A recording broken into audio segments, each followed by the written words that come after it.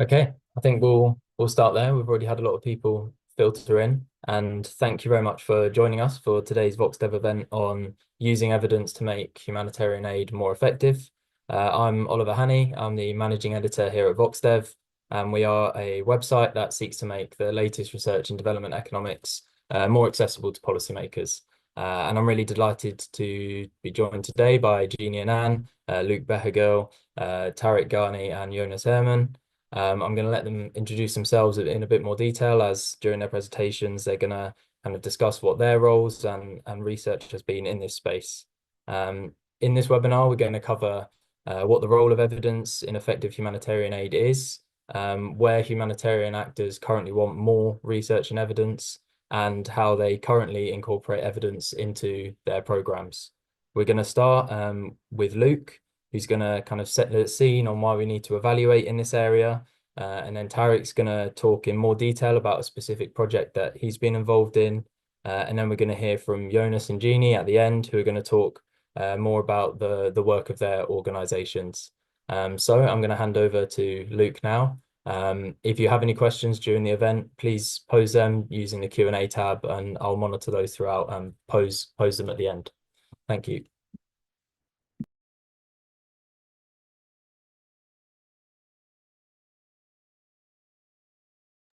I think you're on, Luc. You're on mute, but I can see your slides fine.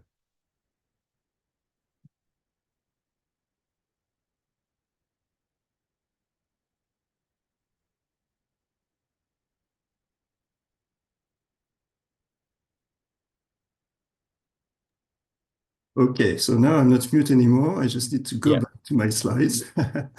no worries.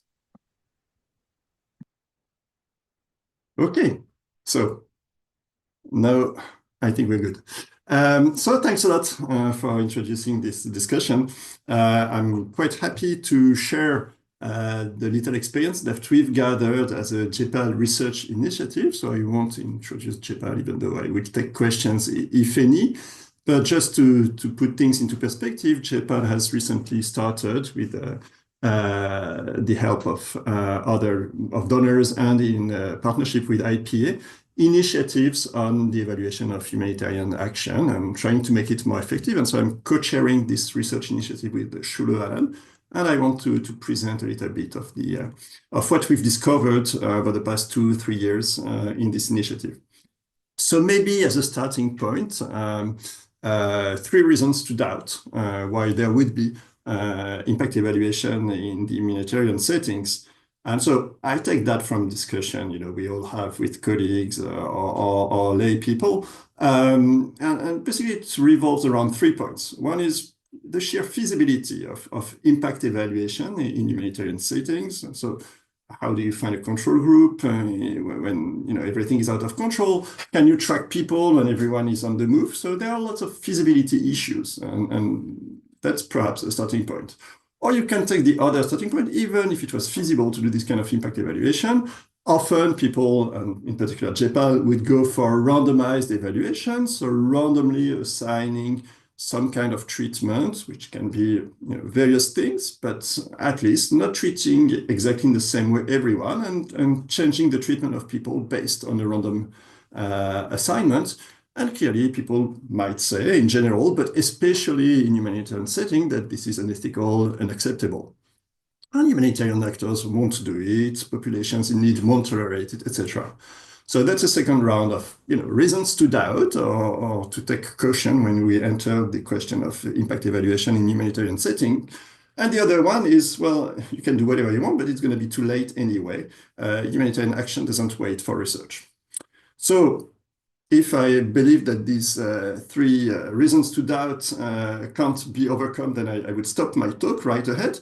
Instead, I have a more positive message to share with you, which is a triple message.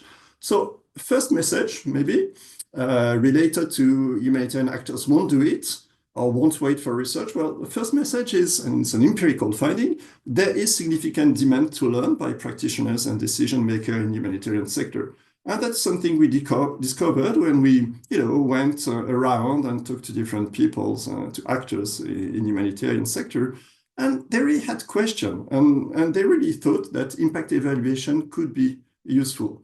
Perhaps not all of them, but a vast majority were quite interested in having research stepping in. So let me just give you examples of these questions, and I refer you to the learning agenda that we wrote based on all these discussions. But let's take two topics. One, mental health. There is, the discussion that part of the interventions we want to have in the context of a humanitarian setting is typically mental health support. But then many questions. There is a growing model of tiered interventions, basically the idea of shifting tasks. When you don't have psychiatrists, you can go for nurses, etc. But this opens many questions. What would be the tiers? What is the absolute minimum of support? How do you make sure that the support you're giving doesn't become counterproductive? Lots of questions with this model, even though it's becoming more and more popular for good reasons. Using it wisely is not easy. Other questions, and I won't go through all of them. You can read them quickly. How should we target support? Should we go to those in highest difficulties? When we have any resource constraint, how should we prioritize? Another question is, well, maybe mental health support as such is not sufficient, so we would need to act at the same time on other sources of vulnerabilities. What are the priority in those bundles? And let me just pick another one, which is, do we understand the longer term impacts of these interventions? So as you can see, talking to people in the sector, lots of questions arise, and on which, frankly, except research in the field, it's hard to document how to answer this question. Another topic that gathered lots of interest was protection mainstreaming. And there's obviously questions of unintended negative effects of these interventions.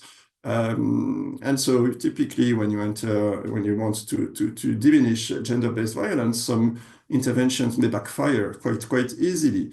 If you want to design effective feedback and complaint mechanisms, you need to make sure that the person calling to complain don't get harmed, etc. So lots of questions that were actually of real interest to decision makers and actors. That's message number one, many questions. Message number two is, well, research, and not only RCTs and randomized control trials, is difficult in humanitarian settings. For the reasons I've already listed, short timelines, funding challenges had and cited, and conditions on feasibility, acceptability. Yet, it's not impossible. Maybe I will go quickly on that because Tarek will actually give one example, but I just want to insist on something that people don't necessarily have in mind, which is randomization goes beyond the very, very simple example of giving a drug to some people and a placebo to the others, or giving some cash to some and not giving cash to others.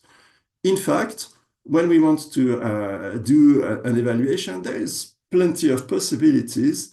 And in fact, the program we look at is based on what we know can work. And then going one step further is, how can we improve it? And so typically, during COVID-19, there was a good sense that we needed a quick response in terms of cash transfers. And the question was just the how to. And this is something you may want to experiment with because it's not clear what to do. And there you can build on some existing evidence to react quickly. And this is the case of the transfer that was designed in Congo, which was using readily available data to react quickly and to be able to give a monthly unconditional cash transfer to support informal workers and their households. And so lesson that we learn from this kind of example is that we don't start from scratch with a control that gets nothing against a treatment that gets everything or that gets something we don't know the impact of. We move on progressively by adding bits of evidence to bits of evidence and using the data and the learning we have for other setups. Other examples, phasing design, but I know this example will be developed by Tarek in a minute. So let me just jump to my third messages. Third message is something we discovered. I wasn't used to that as a researcher doing his own research, is how important it is to build long-term learning partnerships not only just at the scale of a single researcher with a given organization, but more broadly as a space to discuss between the researchers, implementing partners, policymakers, about what we need to learn. And fundamentally, when we agree about what we need to learn, then the way on how to learn it is already much clearer. And so my experience was that consulting with over 30 organizations to create a learning agenda was super useful. And we were surprised, many people were surprised by the variety of questions and the importance of these questions for operations and policymaking. Then, of course, JPAL, IPA try to fund research projects, RCTs, and so a little minute of advertisement. We've already started 8 projects, some exploratory, some already full RCTs, and we have a new funding round coming soon. So keep an eye on us. Another thing we've done, which is super interesting in my view, is research incubators. What we mean by that is that we have researchers and implementing organizations, sometimes and quite often actually, with their own M&E, facility, evaluation department, etc., gather 4 or 5 teams and discuss an intervention and its evaluation. And this process is also extremely useful to ask the one question, find the right way to bring evidence. So this kind of learning partnerships, I think, is really a useful way forward, and I hope it will continue. Here are examples of evaluations we funded. I think I'm almost out of time, so let me just mention this one, which I find particularly interesting, and that's a full RCT we're starting in Central African Republic, a program of parenting tailored for families with children engaged or at reach of engagement, of recruitment into armed groups, with variety of activities to support their reintegration into communities. And so that's typically a kind of research we support and we're very keen to learn about. So let me stop here and thank you all for your attention. Thanks, Luc. And now we're going to hear from Tarek. So if you could stop screen sharing and then. Perfect. Thank you.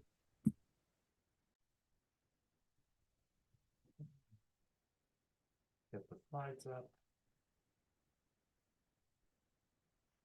Great. So thank you so much for the opportunity to be here. And first of all, Luc, it's wonderful to hear about everything that's come together on this initiative. When we started the research project that I'll describe here, we wish your initiative had already been up and running. We should say thank you to your JPAL colleagues at the CBI initiative who provided us support for the evaluation. This, as you can see, is joint work with several co-authors, Mike Callan, Miguel Barjado-Steinhauser, and Michael Finley. It's also a collaborative effort with some who might be on the call, our partner organizations at Uplift Afghanistan and HASAB-Pay. The research I'll describe now is forthcoming in the journal Management Science. Okay. The motivation that we started with is this notion that despite the incredible progress that's been made on the SDGs in general and extreme hunger in particular over the last half century, we've seen a reversion, as I'm sure Jeannie and Jonas will talk about later. The last 3 years in particular, we've seen over and over again new records of the number of individuals in extreme hunger. That hunger is concentrated in extremely challenging political environments, so what we call fragile states. Most households now living in extreme hunger are in these fragile states. That includes the Democratic Republic of Congo, Ethiopia, Northern Nigeria, Yemen, and Afghanistan, among others, and I've just included numbers from WFP and FAO in 2022 there. This presents a very specific operational challenge to humanitarian responders. The conflict actors, either state or non-state in these settings, often seek to restrict access to the vulnerable populations who are in need of assistance. And a humanitarian faces a dilemma. They can either deliver aid and risk either being perceived or actually in practice to be supporting these hostile authorities who may divert or otherwise manipulate the assistance, or the humanitarian can suspend its operations and thus not actually achieve its core mission. And that's not an abstract concern. That, in the process of our study, was exactly what was happening in Afghanistan. As the Taliban recently returned to power, was establishing draconian rules on female employment, including within NGOs, and some of the most significant humanitarian agencies were pulling back in response at just that moment. The research question we came to in that time was to ask, well, what role can this digital payments technology, which has taken off in places like Kenya and India, play in some of these extremely challenging environments of fragility and with some of these incredibly vulnerable groups in this major challenge of reducing extreme hunger? To emphasize here, we're really asking a feasibility question. Can this technology make a difference? I'll just summarize in one slide what we do in the study. It is a randomized evaluation. I'll talk about the phase-in design as Luc hinted to in a slide. But we have about 2,400 female heads of households. These are extremely vulnerable, so illiterate, enumerate, low-tech literacy, all using feature phones, that is to say, not smartphone enabled. And they receive 4 payments of $45 USD over 2 months. That's exactly what the minimum expenditure basket is in the country using external data. For reference, WFP typically transfers about 50% of the minimum expenditure basket to beneficiaries. It's a complete digital delivery. So the participants receive their payments digitally over the mobile payment platform, and they respond by actually shopping at an acceptance network of merchants. They don't have a physical cash out option in our particular study, which is a design choice. I'm happy to talk a bit more in the Q&A. At the outset, our goal was to contribute knowledge at the frontier, both the research and the policy communities, with our rigorous evidence. So we did something that's a bit unusual, but becoming more systematic in research.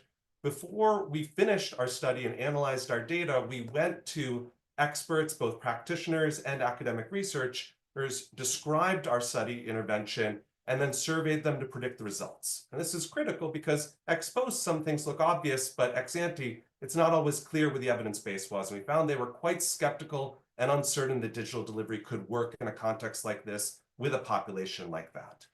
What did we find? Well, in fact, that it worked quite well. So over 99% of users were able to actually access and interact with their account. Over 98% of the total funds transfers were spent at this network of merchants. Unsurprisingly, then, we find large impacts on food security, dietary diversity, and mental well-being, consistent with the funds being used for exactly the type of extreme needs that this population has. We do a set of rigorous checks on diversion to check if there's any evidence that anyone is having their funds at any stage of the process, including after disbursement, redirected to unintended purposes, and we find no evidence of that.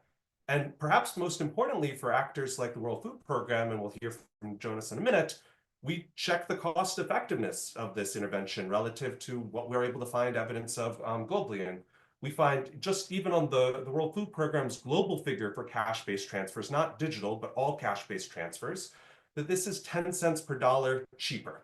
So an extraordinary unlocking of resources that can be redirected to beneficiaries themselves.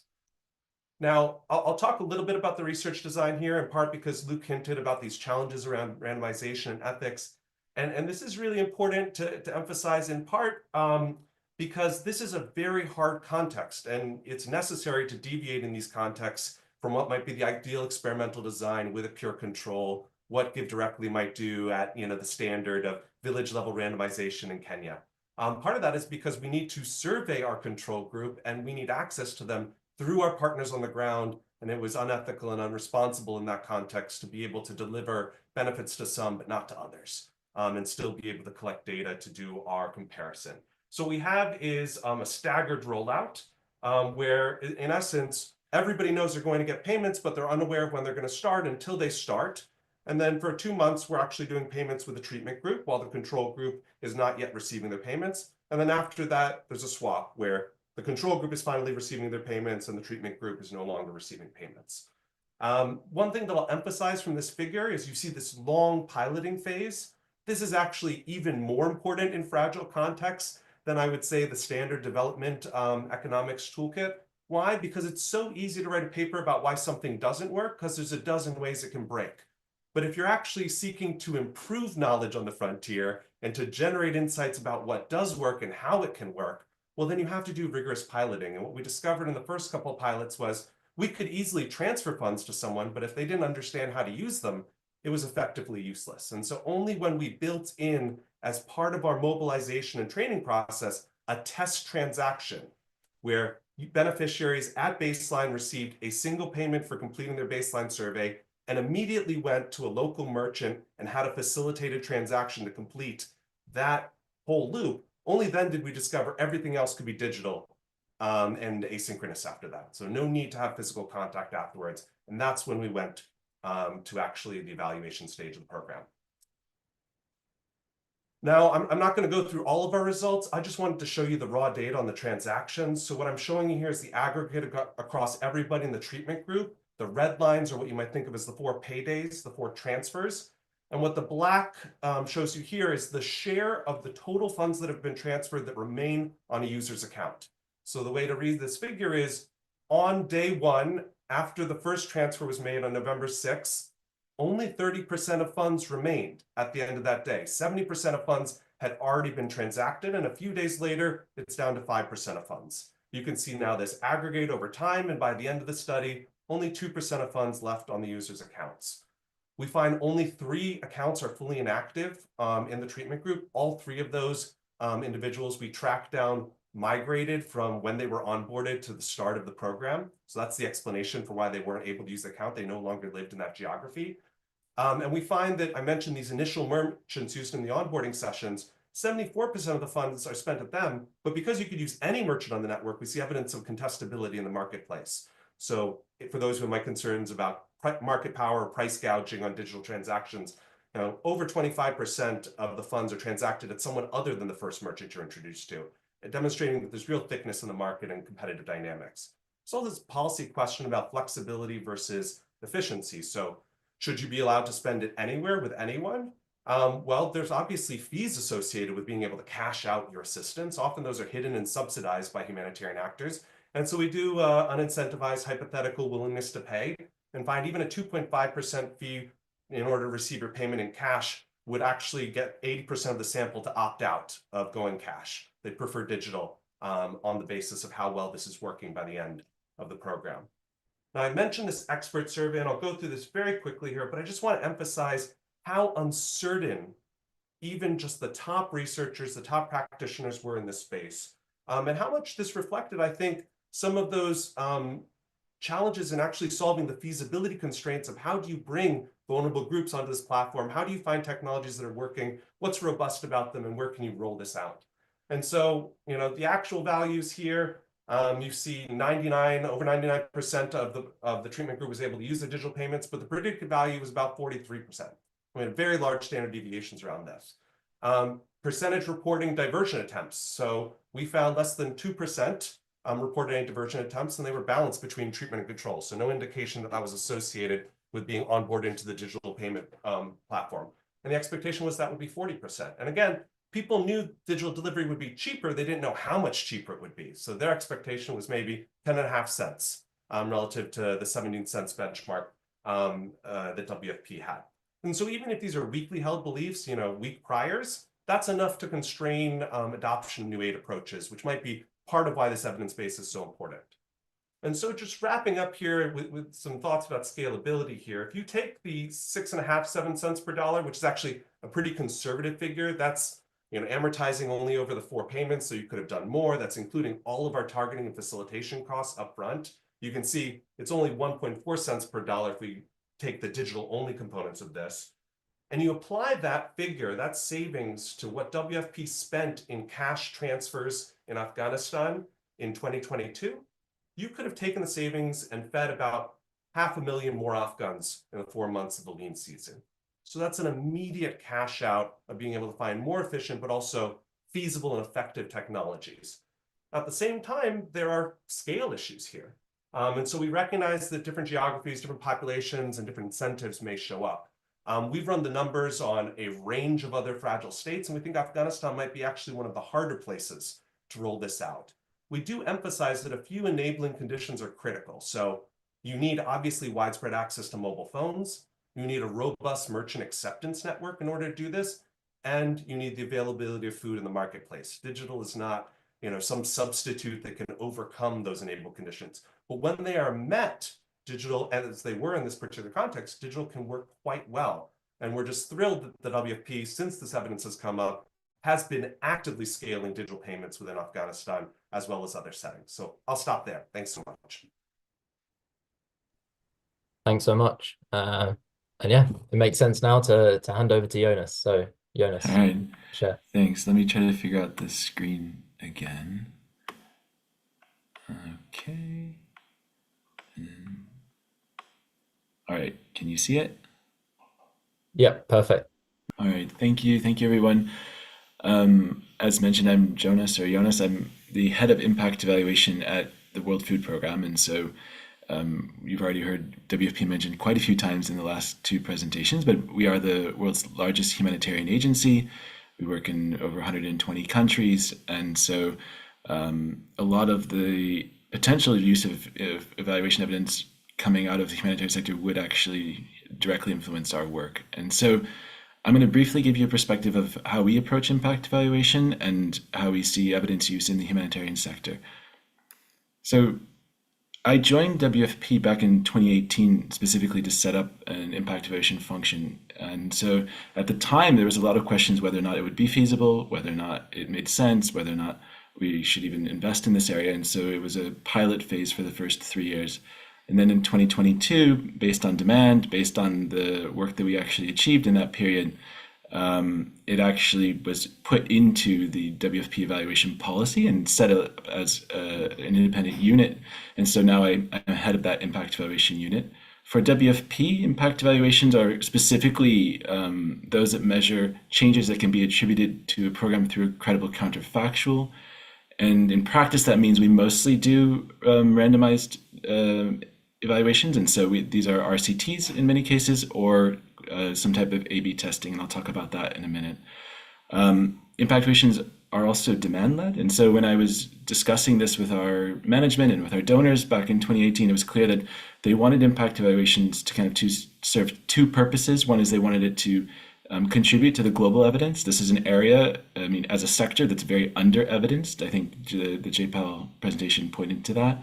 They also wanted it to be useful and inform programming and decisions in countries. And so this is kind of a sweet spot that we look for. And to do that, we actually only do demand-led. And so I'll talk about how we identify those, but all impact evaluations are coming at the request of a country office.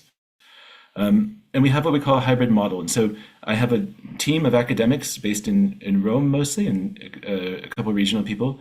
And we work as a hybrid team with other external academics. And so these can be people from academia or the World Bank, and we've done a lot of work with DIME over time. And so this kind of model works really well in this setting, and I'll explain why.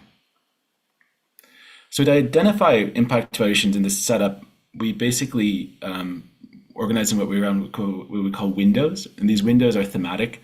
We selected these windows based on an understanding of where WFP is planning to spend more money, so which types of interventions are going to be invested in over time, and then specifically look at what is the evidence base for those interventions. And so we compare the strategies and policies of the organization with a literature review, and where we see that there's an intention to spend billions more over the coming years and there's little evidence, we put out calls for expressions of interest to our country office to answer questions and volunteer their programming to answer questions in those areas.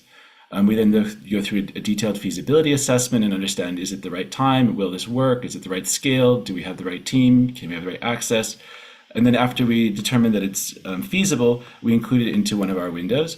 And an interesting thing about these windows is as much as possible, we standardize some of the interventions. So if we're asking the question, we try to ask the same question across multiple countries at the same time. We try to standardize at least one of our treatment arms as much as we can.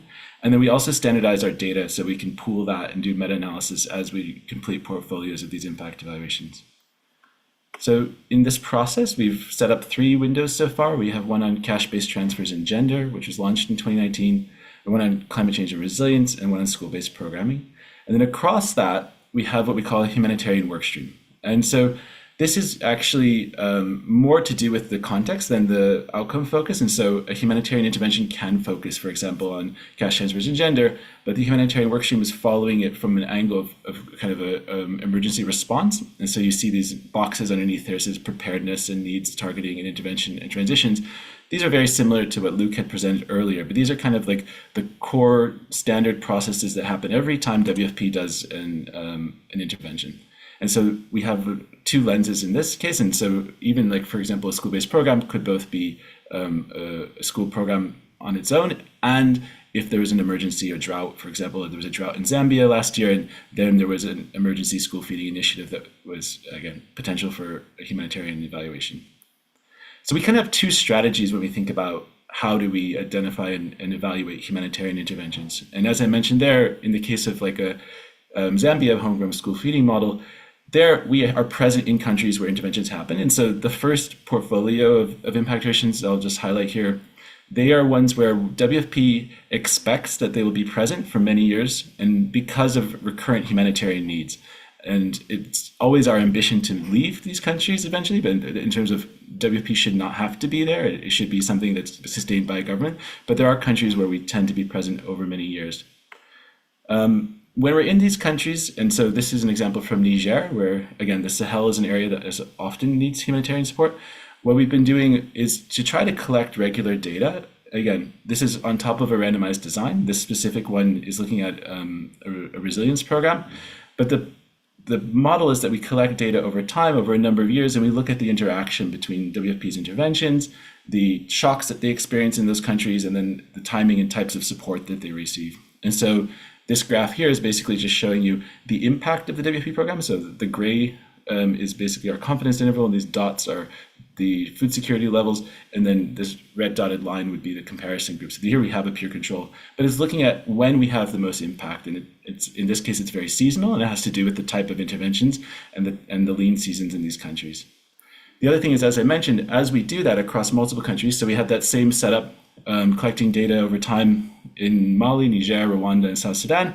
The nice thing is we can start to compare across countries, and we can pool the data to understand, like, again, what is the overall impact of WFP program in using these types of approaches. So in this case, this resilience programming.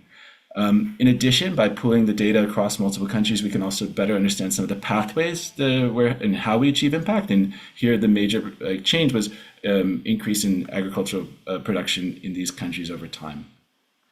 The other strategy that we have, which is more about rapid onset emergencies. And so the example I gave you there are countries where we know we will be operational.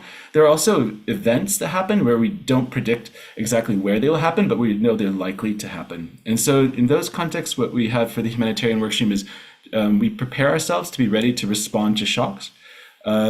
And in recent years, we've been looking a lot at anticipatory action. So these are weather-related shocks that trigger payments based on either severe flooding or other severe events. And so we have a list of countries, and then if any of those countries trigger, we're ready to respond. And so being ready to respond, what does that mean? It means we have a team in Rome that can actually respond within about 3 days notice and go to the countries. It means that we have the designs prepared. It means we have our surveys ready. It means everything we would need to do the impact evaluation is ready. And then essentially we wait. And so the first time we got triggered for this happened in Nepal 2 years ago. It was a flood. And in that year, we had about 10 countries on our wait list, and we were triggered to go to Nepal. And then last year, we were again triggered, and that time it was for a flood response in Bangladesh. Interesting thing about these kind of impact evaluations where we have very little notice is, one, the question is really not if they need support, it's how. So these are not traditional RCT designs. They're all A/B testing. They're comparing different modalities. The idea is to understand which combination or type or timing is actually more cost effective. So it's actually really looking at comparing relatively how to respond. Another thing is it's very short notice. So in many cases, we don't have like a primary baseline survey that we can collect. We basically have to rely on registration data or other data to make sure that we're actually balanced. But then we immediately deploy and try to do the surveys as quickly as we can following the intervention phases. And so in Nepal, we had groups that received AA, so anticipatory action support, right before the flood. And then we had more traditional responses that came after. But each time there was a transfer, we immediately did our surveys following those. And we used the same design again in Bangladesh. What we find by doing that is that actually the value of $1 before the flood peak, so the actual AA payment, is about double the value of the same dollar in terms of food security and mental health outcomes immediately following the shock. So it's really strong evidence, and this is from 2 countries, and we have more countries on our list now. And so this year we're looking at Philippines and Mozambique and other countries that might trigger to then replicate and see if this starts to build up a picture like we had with the other evaluations where we can say, okay, is this worth investing in? So now, what have we learned? And by trying this over the last, whatever, 6.5 years or so, I'll just quickly summarize kind of what we're thinking about and how we can move this ahead. One is in terms of evidence use, which is kind of the topic of the discussion today. It happens throughout the entire process. So as we do these literature reviews, they inform programs. Those programs are then more better evidence-based, and simultaneously, and Jeannie will probably talk about this, they're also then easier to then design to generate evidence that contributes back. So it adds to the global evidence base. During interventions, all of the data that we produce, we share back to the country offices. We have a data library, we have dashboards in countries where we have multiple years, and that improves monitoring, it supports learning and adaptation. Because, for example, in Rwanda, when we saw early on that household participation rates were low, it doesn't help us to spend 2 years evaluating something that nobody's participating in. So we encourage them to think about how can you increase participation to know that the interventions have the impact that they're trying to achieve. And then it also informs the scale up and changes in WFP's policies. And it also goes back to the global evidence. So last December, we had a global forum in New York where we present a lot of this evidence back to the UN and to the global community. Finally, in terms of lessons learned about doing this work in the humanitarian sector, in general, I would say it's high cost and high value. Like I think Tarek already mentioned that if you could actually know it's more cost effective, you can actually reach more people with the same amount of money, and that's potentially life saving. So although it seems more difficult, it's probably almost more consequential to know what's most cost effective in a humanitarian setting than in settings where the dollar doesn't directly save lives. We definitely value the consultation we have with the evidence users before we select topics. It's great to have amazing studies that come out in different high top journals, but that nobody uses. So I think thinking about the user before doing this study helps a lot.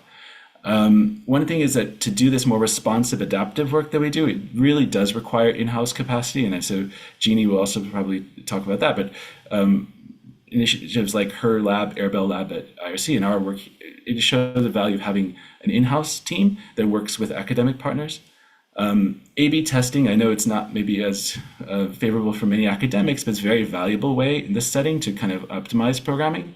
And then having a multi-country lens, standardizing data, allows us to learn a lot more, both in terms of external validity, but also in terms of just the type of results we're getting and the mechanisms that can achieve those results. So I would advocate for more of this multi-country approach. Over. Thanks so much. And yeah, if you could stop sharing your screen, and then we'll hear from Jeannie. And yeah, keep the questions coming in on the Q&A, and I'll be posting those in a second. Great. Thank you, Oliver, and great to be here with these other panelists. So I'm just going to screen up. Great. So I'm Jeannie. I'm the head of the Airbell Impact Lab, or the Chief Research and Innovation Officer at the International Rescue Committee.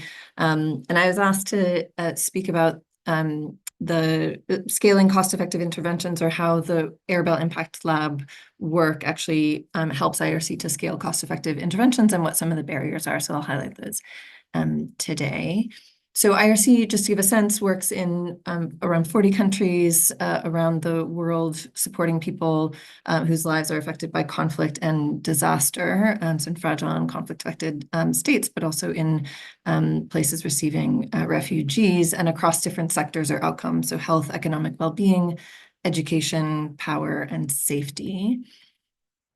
And Airbell's role is to so Airbell Impact Lab is the research and innovation team within IRC. And our role and our mandate is to maximize the impact of every dollar spent on aid by designing and testing better solutions, so solutions that are higher impact, that are more scalable, that are more cost effective to humanitarian crises. And that's for solutions that are for IRC to scale, but also solutions that may be scalable by other interventions. As I think several people have mentioned on this panel, we work with other partners. It's really valuable to have other academic partners, other implementing partners, other solutions partners. And so we are an in-house team, and this is just a very small number of a few people from the team. The team is made up of researchers, but also human-centered designers, behavioral scientists, cost analysts, so a range of different skill sets in order to work across our impact to scale or innovation to scale pipeline. So we work from idea to prototype to early pilot. And I think Tarek mentioned this iteration and making sure there are multiple pilots before getting to a rigorous evaluation, and then moving to scale. Airbel doesn't work on the scale part, but actually works with IRC to scale programs that are most effective for IRC to scale. But it may be that the scale pathway is outside of IRC, so a government or a private sector or other NGOs, or in many cases, multiple different outlets to scale. We've had 4 different priority areas, what we call our global research and impact priority areas, global research and innovation priority areas, that's a typo. That's been tackling acute malnutrition and developing, all of these are developing solutions and testing them, delivering last mile education, saving newborn lives and empowering women, and that's both about reproductive care and community-based maternal newborn health care. And then enhancing resilience to climate change. We've, in terms of how those, we've developed different solutions in each of those areas, their portfolios of work. And I wanted to give a sense of then how those scale within IRC. So quite excitingly, in my view, recently IRC selected a small set of high impact priorities that IRC is going to push to scale. So IRC does a very wide range of different interventions. This is a recent selection, and some of those come from Airbel's work, again, in partnership with our country programs, our technical units. So the work we've developed in terms of simplified approaches for acute malnutrition, that is now a scaling priority for IRC. Contraception has come out of work, self-managed contraception in particular is the work that Airbel's been working on in terms of solutions and research, and that is now a scaling priority for IRC. But also, and then cash, which was a previous priority, not in the last couple of years, but where we really supported the evidence building with others in the importance of delivering cash instead of other basic needs. And so that's also continues to be a scaling priority for IRC. There are other priorities. Immunization has been selected as a priority for IRC to scale. And that hasn't been an Airbel priority for us. That is fine. What we're looking for is the use of evidence and the scaling of the most cost-effective interventions for the populations IRC serves, whether that comes from Airbel or whether that comes outside of it. This next column under evaluate, what we're selecting now actually is another group of prioritized interventions that we will put in a kind of optimize and build the evidence or program and learn bucket. And those are interventions that are close to being able to scale in terms of their cost effectiveness, the evidence, their sort of both cost and impact, and but aren't quite there yet, whether in or the cost, and so we need to both optimize them and scale. And so you can see a few there that from the Airbel work are likely in that bucket, and then we hope to move to the priorities at scale. This has been quite a journey, I'd say, to get to a prioritized set of impact at scale priorities, and a journey in order to have IRC using the evidence in order to scale programs.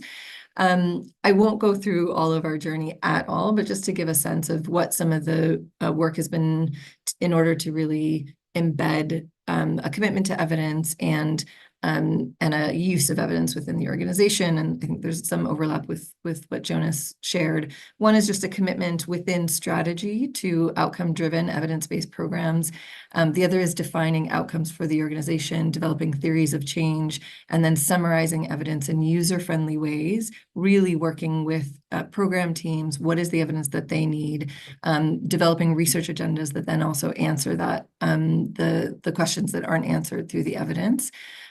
So we developed the outcomes evidence framework. These slides will be shared. So I want to just make sure people had access to our outcomes and evidence framework, which shares our outcomes and theories of change. And then I know you can't read this, but these are what you can look at yourself are intervention cards, and it summarizes impact findings, implementation findings, cost findings for different interventions that are trying to achieve the outcomes IRC is looking to achieve, and many other humanitarian actors are.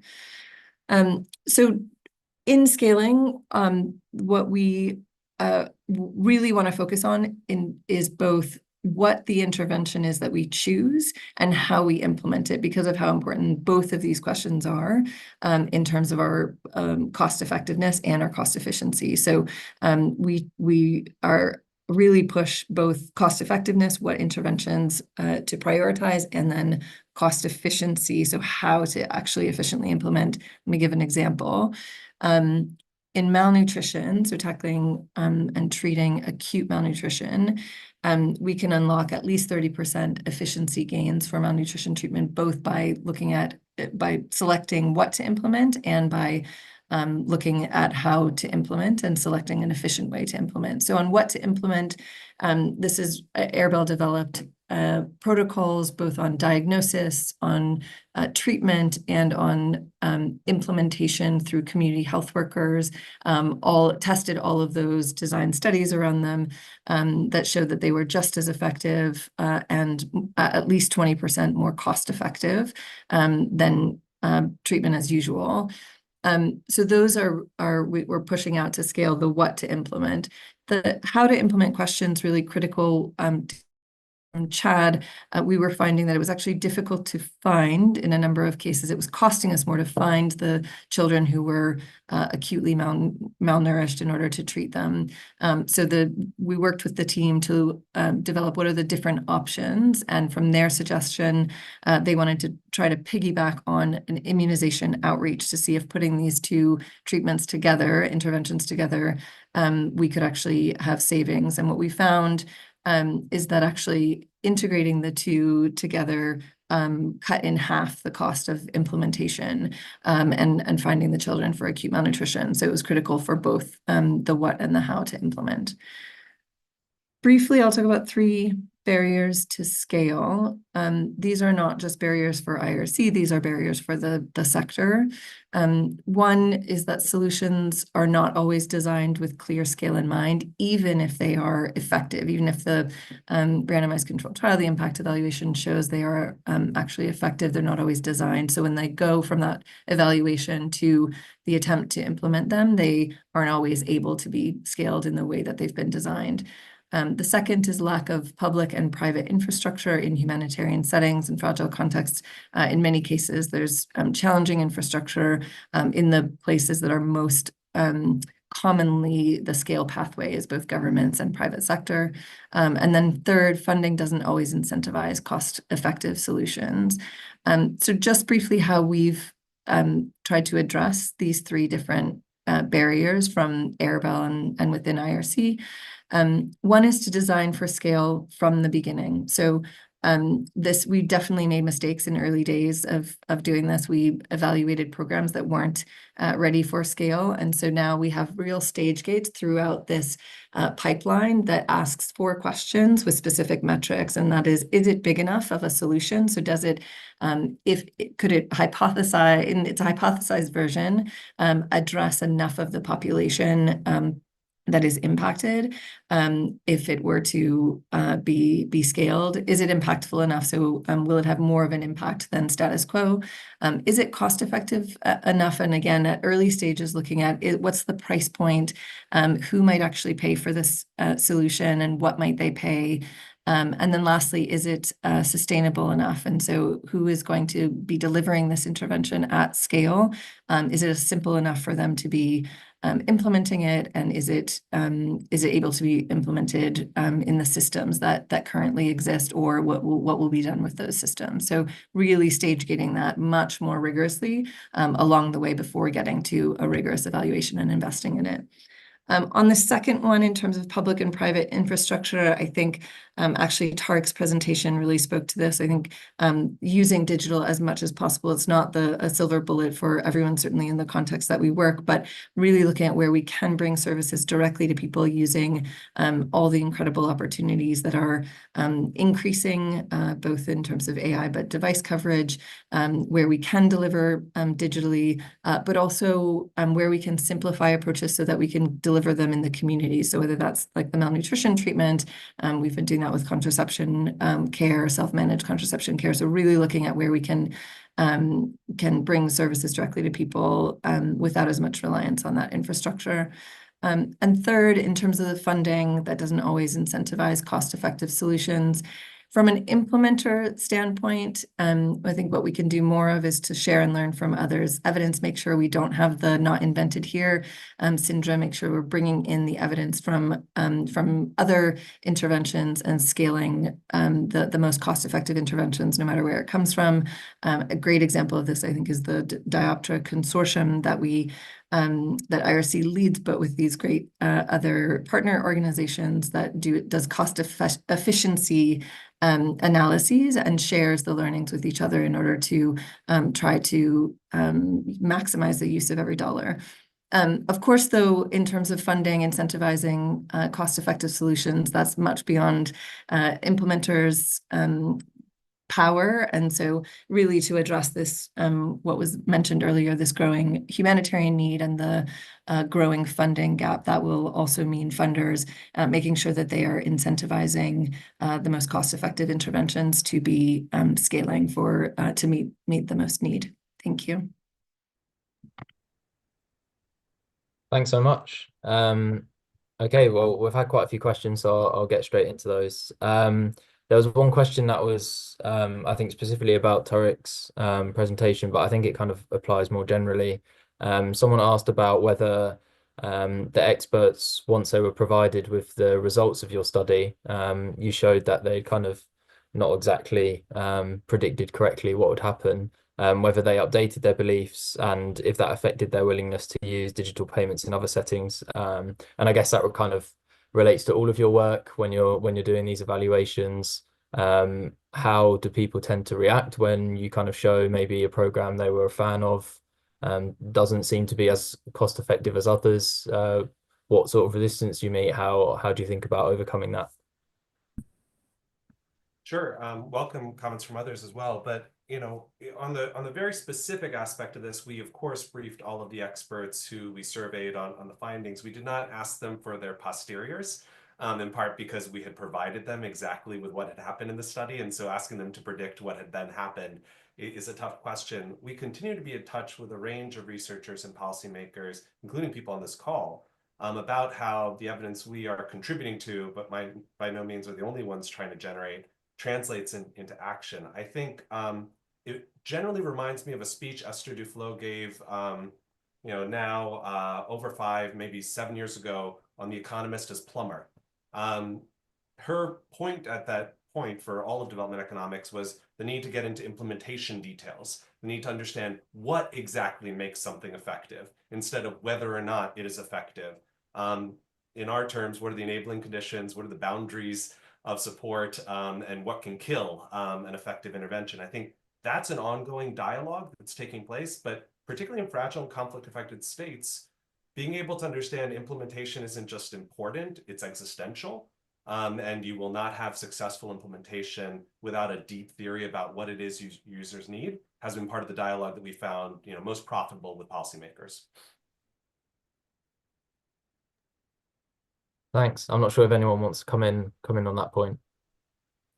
Otherwise, I can move on.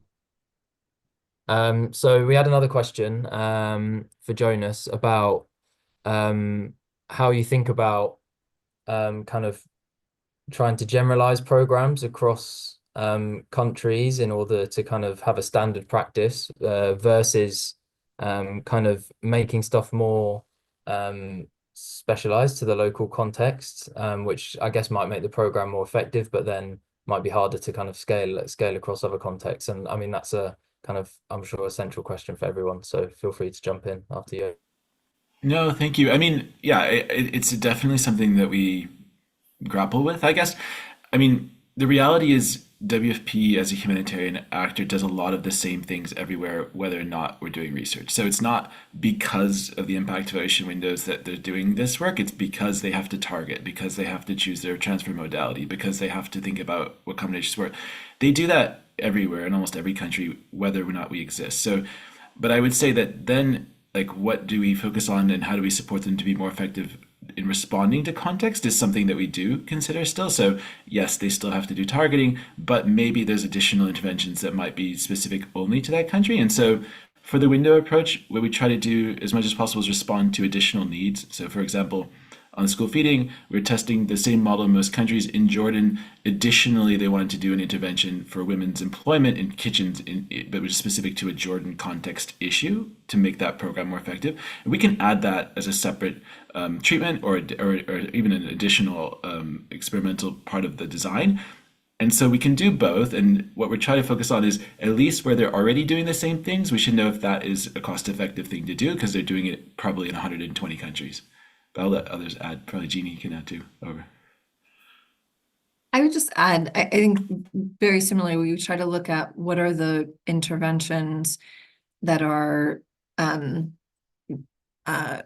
what are our assumptions about what's the problem we're trying to address, what's the intervention, what are the conditions around that, and then what are the solutions that address those problems, and where are there similarities across different contexts where that might be generalizable, and what needs to be changed and adapted, or might need a different solution versus where there are similar solutions. Almost never is it the exact same intervention that looks exactly the same. You know, even cash, that is the most straightforward. The way it is delivered, who it is delivered by, with what structures, that differs by context, even in the most standardized intervention. But it is really asking those critical questions of what's the problem, and not just assuming a solution is going to generalize or address a problem, but also not assuming it won't. And so trying to get that right balance between drawing from the evidence, but also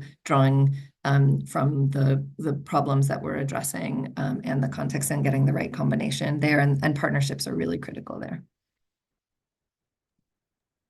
If I may add, one notion we have in the recent literature is the idea of structured speculation. So we have some results, they're what they are, and there is lots of field knowledge that is accumulated. So it can be the researcher, it can be people on the field, etc.